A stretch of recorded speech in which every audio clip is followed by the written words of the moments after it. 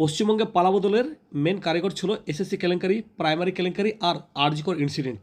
এই 3 ইনসিডেন্ট তৃণমূল কংগ্রেসকে পশ্চিমবঙ্গ শাসক দল থেকে উচ্ছেদ করতে আর বিজেপিকে আসতে সহযোগিতা করেছে।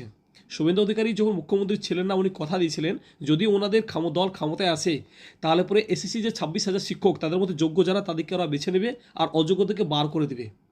আমার প্রশ্ন হচ্ছে এখানে যে সমস্ত স্টুডেন্ট পরীক্ষা দিল 2025 সালে, যারা ওবিসি কোটায় পাস করেছে অথচ তাদের নাম এখন ওবিসি কোটাতে নেই, এদের ভবিষ্যৎ কী হবে? যে সম্প্রদায়কে বাধ্য হয়ে গেছে, ওবিসি ছেড়ে ফেলা হয়েছে, তারা পাস করেছে, তাদেরকে কীভাবে এরা জাস্টিফাই করবে? এটা এক ধরনের প্রশ্নচিহ্ন। দ্বিতীয় হচ্ছে যে সমস্ত সম্প্রদায়কে বাদ দেওয়ার পর তারা পাস করেছে, তারা যদি পুনরায় আবার হাইকোর্টে কেস করে তাহলে কি প্রসেসটা ডিলে হবে?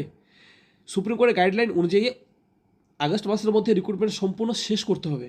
যদি শেষ করতে না পারে তাহলে পরে তাদের যে সমস্ত চাকরিজীবী যারা আছে তাদের সম্পূর্ণ চাকরিটা ক্যান্সেল হবে এবং তারা সম্পূর্ণ শূন্য হয়ে যাবে, স্কুল ফাঁকা হয়ে যাবে। এক্ষেত্রে সরকার কি ভাবছে, সরকার কত দ্রুত এটা কাজ করবে, বা কোনোরকমভাবে যে অনগোয়িং প্রসেস চলছে এটা আরও ডিলে করার প্রসেস চলবে?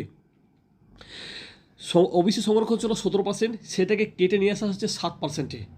হিউজ পরিমাণে একটা কাট করা হয়েছে, যেখান থেকে দেখা যাচ্ছে যে এই সব থেকে ইফেক্ট পড়বে মাইনরিটি স্টুডেন্টের ওপর, যাদের ওপর যে সংরক্ষণ বেশ করে তারা একটু মাথা চাড়া দিয়ে উঠেছিল।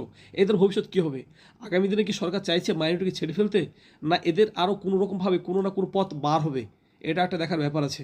ধন্যবাদ।